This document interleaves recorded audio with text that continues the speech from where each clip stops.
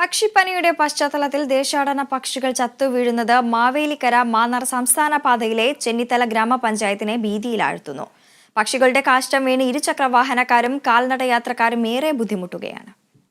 പക്ഷിപ്പനിയുടെ പശ്ചാത്തലത്തിൽ ജില്ലയിലുടനീളം ജാഗ്രത പുലർത്തുമ്പോൾ മരത്തിൽ ചേക്കേറിയ ദേശാടന പക്ഷികൾ ചത്തുവീഴുന്നത് ചെന്നിത്തല ഗ്രാമത്തെ ഭീതിയിലാക്കുന്നു.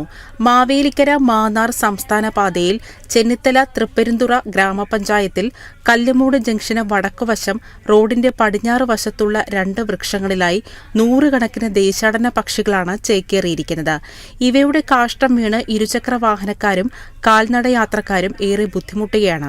കല്ലുമൂട് ജംഗ്ഷനും മഹാത്മാ സ്കൂളിനും മധ്യയുള്ള റോഡ് കാഷ്ടം വീണ് വെളുത്തു കിടക്കുകയാണ്.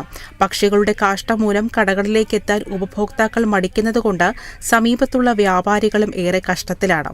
ദുരിതത്തിന് പരിഹാരം ആവശ്യപ്പെട്ട് ചെന്നിത്തല തൃപ്പെരുന്തുറ സർവീസ് സഹകരണ ബാങ്ക് പ്രസിഡന്റ് അയ്യപ്പ് ചാണ്ടപിള്ള ആലപ്പുഴ ജില്ലാ കളക്ടർക്ക് നിവേദനം നൽകിയിരുന്നു.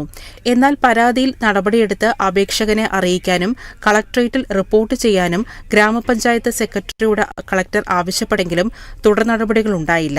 പക്ഷിപ്പനി വ്യാപകമാകുന്ന സാഹചര്യത്തിൽ പക്ഷികൾ ചത്തുവീഴുന്നത് ഇവിടുത്തെ ജനങ്ങളെ ഭീതിയിലാക്കുന്നു.